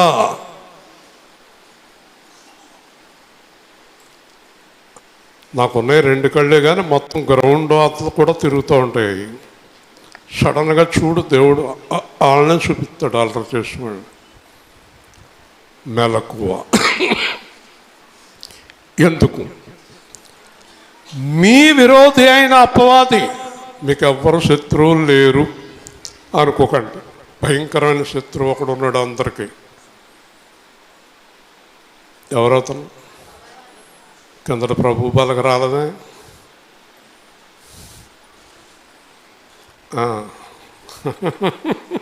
ఇంకా అడగలేదేంటి? అడుగుతాం, ఎవరు రాలేదు, ఎవరు వచ్చారు ఏంటి. ఇంజనీర్ గారు మొత్తం దేవుడు నన్ను బాగు చేసి పైకి లెక్కొట్టేసాడు అన్నాడు. ఆయన ఏమో ఇప్పుడు అర్థం అవ్వలేదు. ఇవాళ మొత్తం ఇంకా అసలు నా జీవితం అంకితం అంటే దేవుడికి అన్నాడు. స్వాతి గారికి తెలాలి ఎందుకు రాలేదు. కాబట్టి మనము నిబ్బరమైన బుద్ధి గలవారం ఉండకపోతే గర్జించు సింహం వలె వాడు మనలను మింగేత్తానికి తిరుగుతున్నాడు. హల్లెలూయా. వాడు నిన్ను మింగటానికి తిరుగుతున్నాడు. సింహం పొదలో దాక్కుంటుంది. లేడి పిల్ల కానీ మంచి జంతువు ఏదైనా వెళ్తుంటే గబుక్కుని పొదలో నుంచి రయ్యమని వచ్చి మీదడి చంపేస్తుంది. అయితే ఈ లేళ్ళు తల్లి లేళ్ళు పిల్లల్ని గబగబా వెళ్ళవు, అడ్డుకుంటాయి, అటు ఇటు చూసుకుంటాయి. అవి వాటికి చెవులకి శబ్దశక్తి ఇస్తాడు దేవుడు కొన్ని జంతువులకి. సింహం ఎంత సైలెంట్గా ఉన్నా దాని శబ్దం వాటికి తెలిసిపోతుంది. ఆ పక్కలకి పక్కల్లో, ఆ పక్కలకి పక్కల్లో ఉంటాయి. వింటున్నారా? ఇప్పుడు మనలను దేవుడు సింహం బారిని పడకుండా పైనున్న లక్షణాలన్నిటితోటి జాగ్రత్తగా జీవించమని చెప్తున్నాడు. హల్లెలూయా.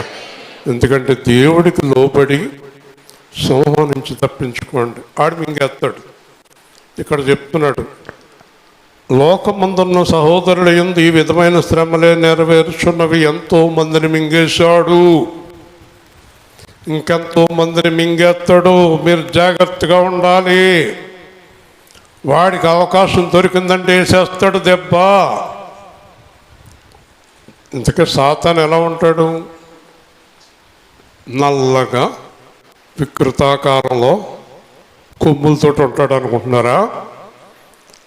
సాతాను చాలా అందమైన పురుషుల్లాగా, అందమైన స్త్రీలాగా అలంకరించుకుని వస్తాడు మీ దగ్గరికి. దేవుని స్తోత్రం. పడేయటానికి. జాగ్రత్త. ముగించున్నాను. విశ్వాసమందు స్థిరులై వారిని ఎదిరించండి. సాతాన్ని ఎదిరించాలంటే ఏం చేయాలి? ద ఫైత్, విశ్వాసం. సాతానా పోరా, నువ్వు మమ్మల్ని ఏమీ చేయలేవు, నువ్వు మమ్మల్ని ఏమీ చేయలేవు, మేము దేవుళ్ళలో బలంగా ఉన్నాం, నువ్వు మమ్మల్ని ముట్టుకోలేవు అని వాడిని ఎదిరించండి. తన నిత్య మహిమకు క్రీస్తునందు మిమ్మల్ని పిలిచిన సర్వకృపానిధియగు దేవుడు కొంచెము కాలము మీరు శ్రమపడిన తరువాత తానే మిమ్మల్ని సంపూర్ణులుగా చేసి స్థిరపరచు, బలపరచు. కొంతకాలం మనకు ఉండే ఇబ్బందులు, బాధలన్నీ చూస్తాడు దేవుడు. వాడు ఏ విషయాల్లో ఎక్కడెక్కడ మనల్ని బాధలు పెడుతున్నాడు అన్నీ గమనిస్తూ ఉంటాడు. మిమ్మల్ని అలర్ట్ చేస్తూ ఉంటాడు, మిమ్మల్ని కాపాడుతూ ఉంటాడు. మరి కొంతకాలానికి ఒక శుభకరమైన మాట ఏంటంటే, అపవాది చెప్తాడు, ఇంకా నువ్వు అతని దగ్గర నుంచి శాశ్వతంగా వెళ్ళిపో, మళ్ళీ రావద్దని చెప్తాడు. హల్లెలూయా. అయిపోయింది. That word of God. ఆ మాట యేసు ప్రభు మన గురించి చెప్పాలంటే మన దగ్గర ఈ లక్షణాలన్నీ ఉండవు. ఒకసారి మోగమైన చెవిటి దెయ్యంతో చెప్తున్నాడు దేవుడు, ఏ మోగమైన చెవిటి దెయ్యమా, ఇతన్ని వదిలి వెళ్ళిపో,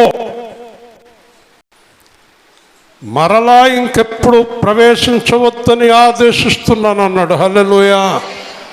అలాంటి ఆజ్ఞ దేవుడి దగ్గర నుంచి రావాలి మన గురించి.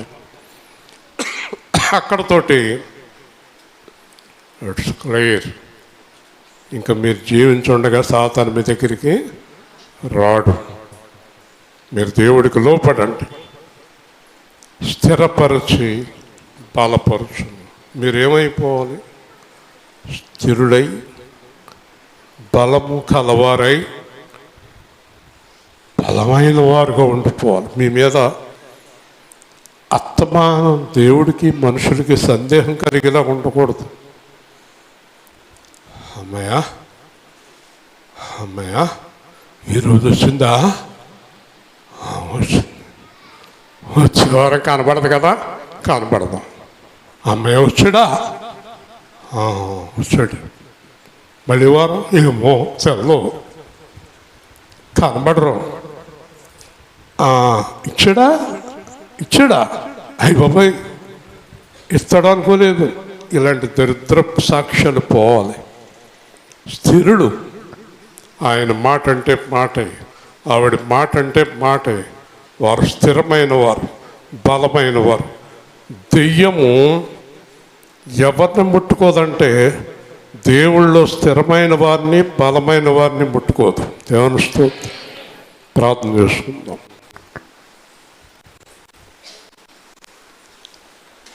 అందరూ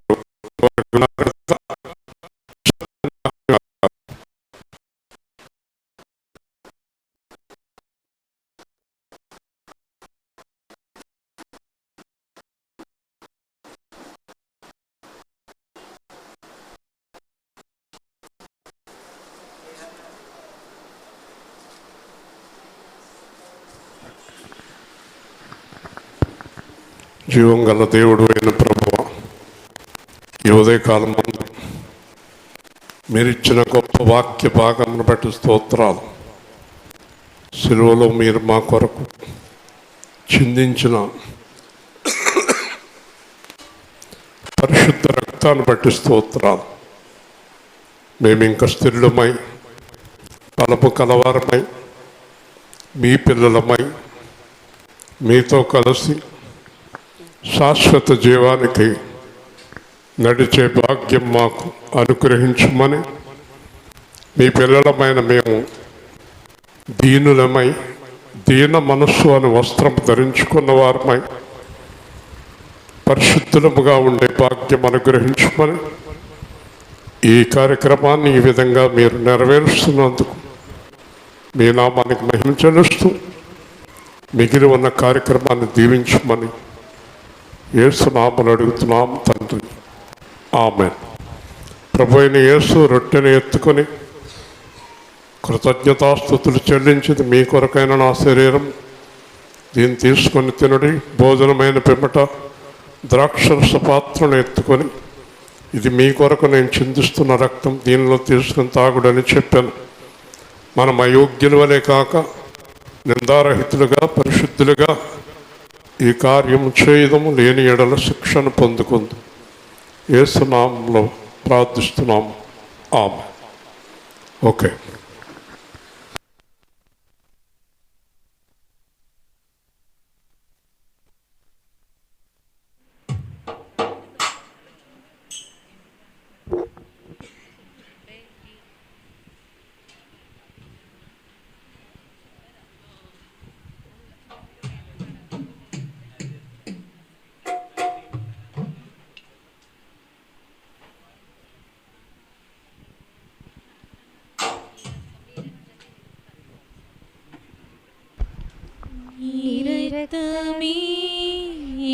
రక్తమే నన్ను శుద్ధీకరించున్, నీ రక్తమే నా బలము, నీ రక్తధారలే ఇలా పాపికాశ్రయమిచ్చును, నీ రక్తధారలే ఇలా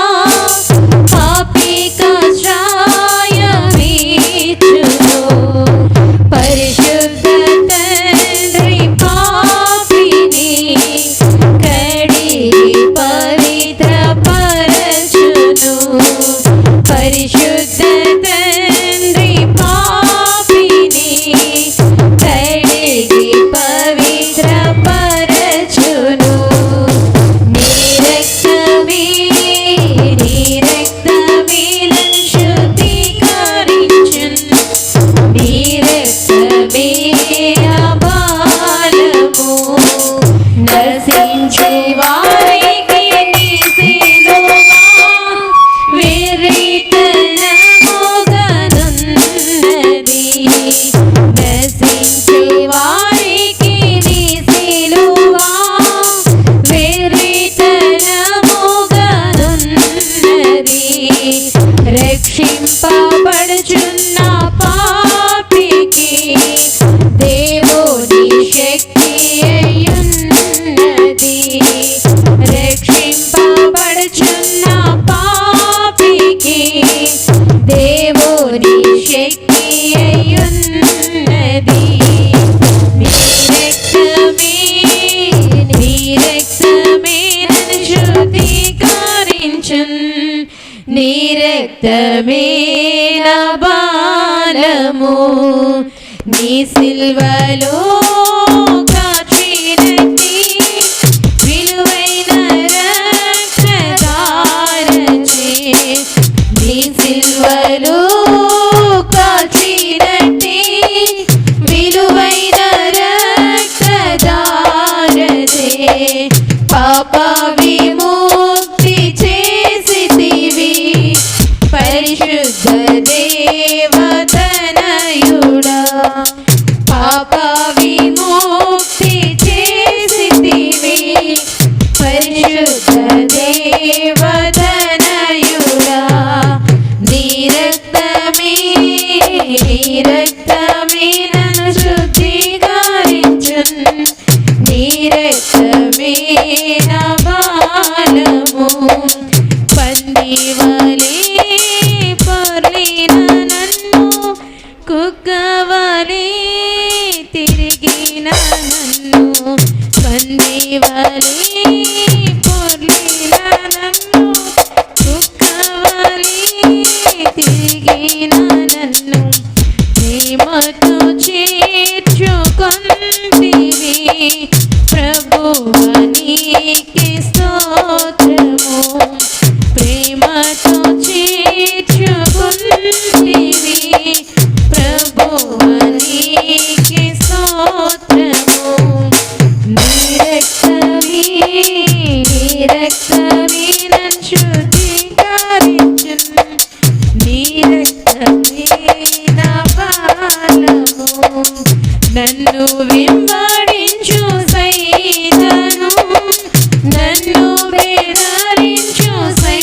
సైతను నన్ను వెంబడించు సైతను నన్ను బెదరించు సైతను ధర్మాడిది నీ రక్తమే దయించేది నీ రక్తమే ధర్మాడిది నీ రక్తమే దయించేది నీ రక్తమే నీ రక్తమే నీ రక్తమే నన్ను శుద్ధీకరించును నీ రక్తమే నా బలము.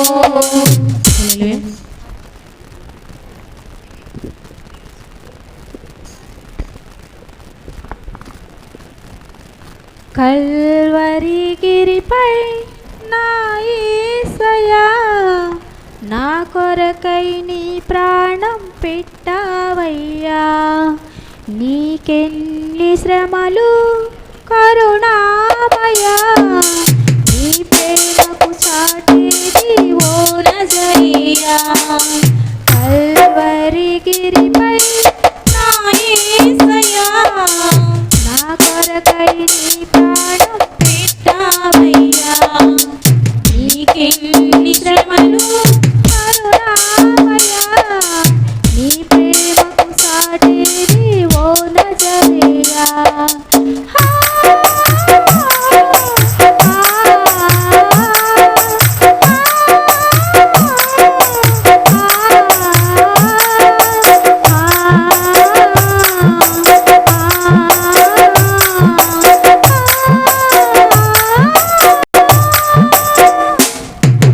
కాళ్ళకు మేకులు కొట్టిరా తలపై ముళ్ళ కిరీటమా నేరమే ఏమీ లేకనే అయ్యో ఇంతటి ఘోరమా కాళ్ళకు మేకులు కొట్టిరా తలపై ముళ్ళ కిరీటమా నేరమే ఏమీ లేకనే అయ్యో ఇంతటి ఘోరమా మా పాప భారం మోసావయ్యా మా కొరకై సిలువ మరణముందావయ్యా మాకెన్ని శ్రమలు కరుణామయా నీ ప్రేమకు సాటి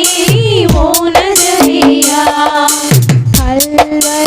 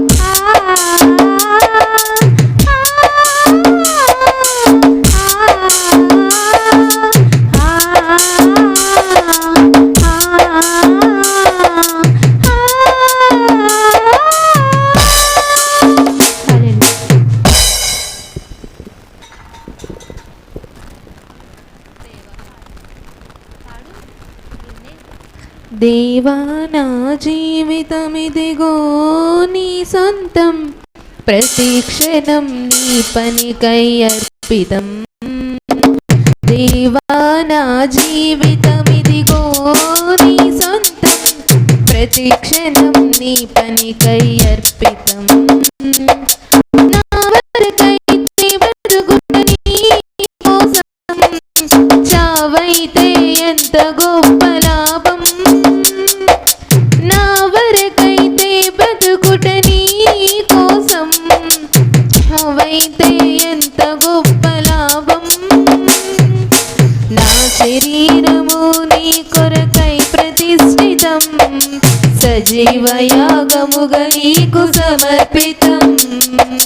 నా శరీరము నీ కొరకై ప్రతిష్ఠితం, సజీవ యాగముగా నీకు సమర్పితం. దేవా నా జీవితమిదిగో నీ సొంతం, ప్రతి క్షణం నీ పనికై అర్పితం. నా కరములు నా పదములు నీ పనిలో అరిగి నలిగిపోవాలి ఇలలో. సర్వేంద్రియములు అలు పెరుగక నీ సేవలో పోవాలి నాలో. నా కరములు నా పదములు నీ పనిలో అరిగి నలిగిపోవాలి ఇలలో. సర్వేంద్రియములు అలు పెరుగక నీ సేవలో అలసి సొలసి పోవాలి నాలో. నా శరీరము నీ కొరకై ప్రతిష్ఠితం, సజీవ యాగముగా నీకు సమర్పితం. నా శరీరము నీ కొరకై ప్రతిష్ఠితం, సజీవ యాగముగా నీకు సమర్పితం. దేవా నా జీవితమిదిగో నీ సొంతం, ప్రతి క్షణం నీ పనికై అర్పితం. నా కాలము అనుకూలము నీ చిత్తముకై, ధనము ఘనము సమస్తము నీ పనికై. నా మరణము నీ చరణముల చింతకై, నిన్ను మహిమ పరచి నేల కొరుగుటకై. నా కాలము అనుకూలము నీ చిత్తముకై, ధనము ఘనము సమస్తము నీ పనికై. నా మరణము నీ చరణముల చింతకై, నిన్ను మహిమ పరచి నేల కొరుగుటకై. నా శరీరము నీ కొరకై ప్రతిష్ఠితం, సజీవ యాగముగా నీకు సమర్పితం. నా శరీరము నీ కొరకై ప్రతిష్ఠితం, సజీవ యాగముగా నీకు సమర్పితం. దేవా నా జీవితమిదిగో నీ సొంతం, ప్రతి క్షణం నీ పనికై అర్పితం. దేవా నా జీవితమిదిగో నీ సొంతం, ప్రతి క్షణం నీ పనికై అర్పితం. నా వరకైతే బ్రతుకుట నీ కోసం, చావైతే ఎంత గొప్ప లాభం. నా వరకైతే బ్రతుకుట నీ కోసం, చావైతే ఎంత గొప్ప లాభం. నా శరీరము నీ కొరకై ప్రతిష్ఠితం, సజీవ యాగముగా నీకు సమర్పితం. నా శరీరము నీ కొరకై ప్రతిష్ఠితం, సజీవ యాగముగా నీకు సమర్పితం.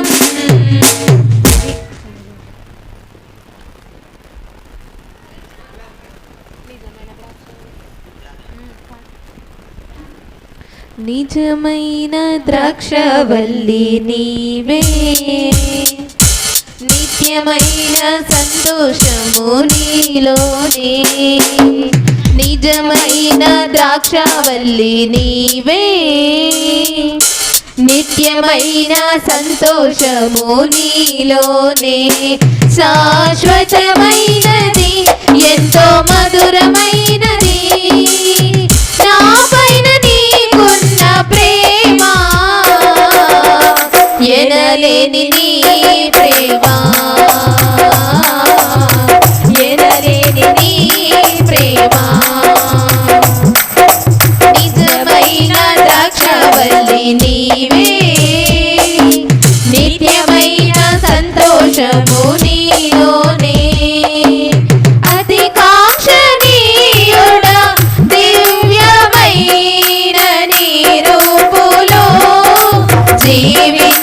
చింతించుచున్నాను నీ ప్రేమకు నే పత్రికగా అతి కాంక్షణీయుడా దివ్యమైన నీ రూపులో జీవించుచున్నాను నీ ప్రేమకు నే పత్రికగా శిథిలమై ఉండగా నన్ను నీదు రక్తముతో కడిగి నీ పోలికగా మార్చినావే నా యేసయ్యా శిథిలమై ఉండగా నన్ను నీదు రక్తముతో కడిగి నీ పోలికగా మార్చినావే నా యేసయ్యా నిజమైన ద్రాక్షవల్లి నీవే నిత్యమైన సంతోషము నీలోనే నా ప్రాణ ప్రియుడా శ్రేష్టమైన ఫలములతో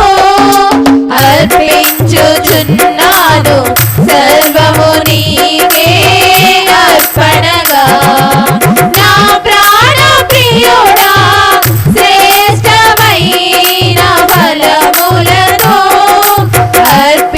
అర్పించుచున్నాను సర్వము నీకే అర్పణగా వాడిపోనివ్వగా నాకు ఆశ్రయమైతివి నీవు జీవపు ఊటవై బలపరచితివి నా యేసయ్యా వాడిపోనివ్వగా నాకు ఆశ్రయమైతివి నీవు జీవపు ఊటవై బలపరచితివి నా యేసయ్యా నిజమైన ద్రాక్షవల్లి నీవే నిత్యమైన సంతోషము నీలోనే శాలేము రాజా రమ్యమైన సియోనుకే నన్ను నడిపించుము నీ చిత్తమైన మార్గములో శాలేము రాజా రమ్యమైన సియోనుకే నన్ను నడిపించుము నీ చిత్తమైన మార్గములో అలసిపోనివ్వగా నన్ను నీదు ఆత్మతో నింపి ఆదరణకర్తవై నన్ను చేర్చుము నీ రాజ్యములో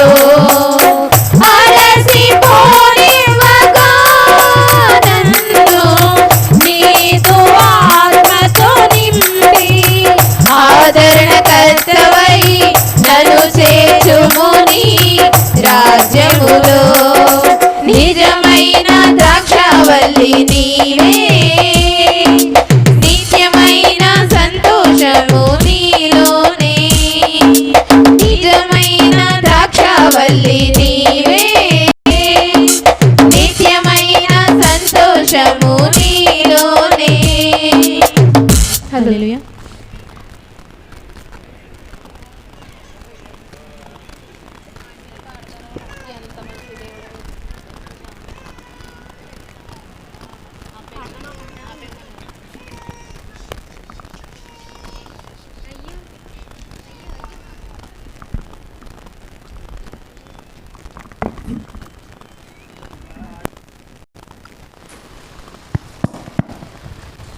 ఇంకా ద్రాక్షరసం అందవలసిన వారు ఉన్నారా? ప్రార్థన చేసుకుందాం. ప్రేమగల తండ్రి, జీవాధిపతి అయిన ప్రభువా, ఈరోజు మీరు జరిగించిన కార్యక్రమం ముఖ్యంగా వాతావరణ విషయంలో సంపూర్ణ మార్పు, అద్భుతమైన మీ కృప అనుగ్రహించినందుకు స్తోత్రాలు. సహకరించిన పిల్లల్ని, వంటలు చేసిన పిల్లల్ని ప్రత్యేకంగా దీవించండి. సంఘంలో అనేక విధాలుగా సహకరిస్తున్న వారిని దీవించండి. ప్రతి ఒక్కరూ మీ కొరకు జీవించే గొప్ప భాగ్యాన్ని దయచేయండి. ఏ విషయమందైనా మీ చిత్తాన్ని మాత్రమే నెరవేర్చండి. మీ ఆత్మలో మమ్మల్ని బలపరచండి. మాకున్న అనారోగ్యం నుంచి పూర్ణ విడుదల, పూర్ణ స్వస్థత అనుగ్రహించండి. మీ కొరకు బలమైనటువంటి పిల్లలుగా మమ్మల్ని ప్రతిష్ఠించండి. మేము మిమ్మల్ని కనపరిచే జీవితంలో ఉండే భాగ్యం అనుగ్రహించండి. మిగిలిన కార్యక్రమాలను క్రమంగా ధరించండి.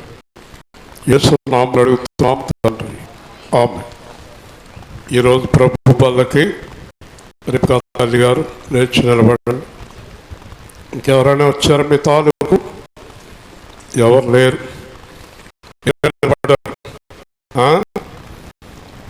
రక్షణ పొందిన పిల్లలు అంతా వెళ్ళిపోయారు. రేపుగా మిమ్మల్ని నిలబెట్టుకుంది దేవుడి దగ్గర. బాధపడొద్దు. దేవుడి దగ్గర అడిగింది, మా అమ్మని పండని ఇచ్చాడు దేవుడు. ప్రార్థన చేద్దాం.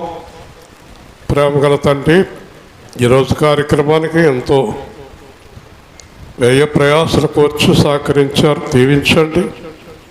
వారి భర్త గారికి, వారికి ఆ షుగర్ వ్యాధి నుంచి సంపూర్ణ విడుదల, స్వస్థత అనుగ్రహించండి. మరి రేపుకా గారి పిల్లల విషయమై మీ చిత్తం నెరవేర్చండి. దూర ప్రాంతంలో ఉన్న కుమార్తె అల్లుడిని కూడా దీవించండి. ఉండ్రా దూరంలో ఉన్న కుమార్తె అల్లుడిని కూడా దీవించండి. మనల్ని దీవించండి. వారు మరి ఎంతో ఆశతో పెట్టుకునే ఈ కార్యక్రమం తాలూకు ఫలాలన్నీ వారికి తప్పక దయచేయండి. యేసు నామములో అడుగుతున్నాము తండ్రి, ఆమేన్. కూర్చోండి. వెనకాల నిర్మాణం నెమ్మదిగా జరుగుతూ ఉంది. దాన్ని సహకరించేవారు సహకరించండి. అలాగే సువార్తలు, ప్రతి ఒక్కళ్ళు సువార్త ఏర్పాట్లు భాగస్వాములు అవ్వండి. సువార్త ఏర్పాటు చేసేవారికి ఆశీర్వాదం బలంగా ఉంటుంది. ఈ సమయంలో మనం కానుక సమర్పణ చేసుకుని ప్రార్థనాశీర్వాదాలు ప్రేమ వింటూ జాగ్రత్తగా వెళదాం. మంచిదండి.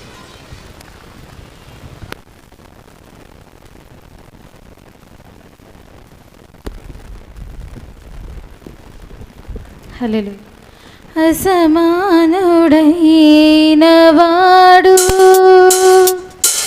అవమానపరచడు నిన్ను, ఓటమి ఎరుగని మన దేవుడు ఓడిపోనివ్వడు నిన్ను. ఘన కార్యాలెన్నో నీకై చేసిన వాడు కష్టకాలమందుని చేయి విడచనా. అసాధ్యములెన్నో దాటించిన నాదుడు శ్రమలో నిన్ను దాటిపోవునా. సియోను దేవుడే నిన్ను సిగ్గుపడనివ్వడు, కనికర పూర్ణుడే నీ కన్నీరు తుడచును. సియోను దేవుడే నిన్ను సిగ్గుపడనివ్వడు, కనికర పూర్ణుడే నీ కన్నీరు తుడచును. అసమానుడైన వాడు అవమానపరచడు నిన్ను, ఓటమి ఎరుగని మన దేవుడు ఓడిపోనివ్వడు నిన్ను. అగ్నిగుండములో నెట్టివేసిన సింహాల నోటికి నిన్ను అప్పగించిన శత్రువే నీ స్థితి చూసి అతిశయపడుచున్నా. సింహాలు నీ ఎదుటే మృంగివేయ నిలచిన నాకేల శ్రమలంటూ కృంగిపోకుమా. తెరి చూడు యేసుని అగ్నిలో నిలిచెను నీకై, నాకేల శ్రమలంటూ కృంగిపోకుమా. తెరి చూడు యేసుని అగ్నిలో నిలిచెను నీకై,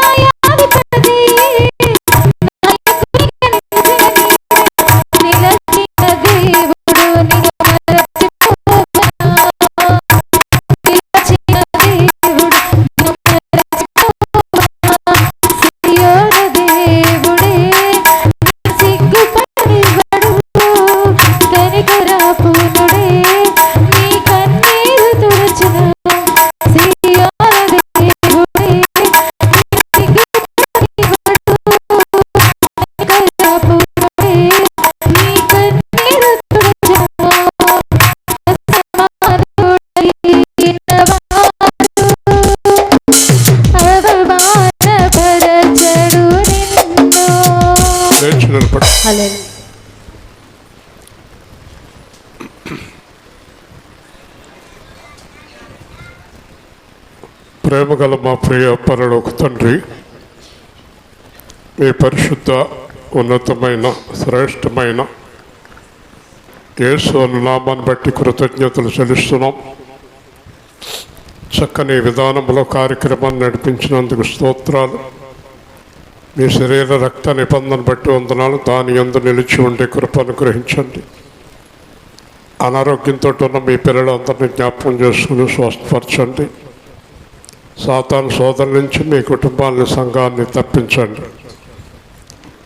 మందిరానికి దశమభాగములు, కానుకలు, సువార్తలు, అనేక సహకారం అందిస్తున్న పిల్లలకు వారి చేతులను బలపరచండి.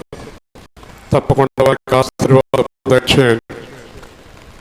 సైతాన్ని దుష్ట శక్తుల సోదరుల నుంచి పూర్తిగా విడుదల చేయండి. ప్రభువైన యేసు మేమందరం స్థిరులపై కదలల వారమై ఉండు కృప అనుగ్రహించండి. ఆహారం దీవించండి. అందరూ సమృద్ధిగా ఆహారం తీసుకుని వెళ్ళడానికి సహాయం చేయండి. మార్గ ప్రయాణాల్లో తోడై నడిపించండి. యేసు నామములో అడుగుతున్న తండ్రి, ఆమేన్. తండ్రి, కుమార పరిశుద్ధాత్మ యేసుక్రీస్తు దీవెన కృప బిడ్డలందరికీ తోడయుండును గాక. ఆమేన్. జూన్ నెలలో ఎవరైనా స్పాన్సర్ చేయాలనుకుంటే కలవండి. ఆహారం జాగ్రత్తగా తీసుకోండి. జాగ్రత్తగా గృహాలకు వెళ్ళండి. మంచిది.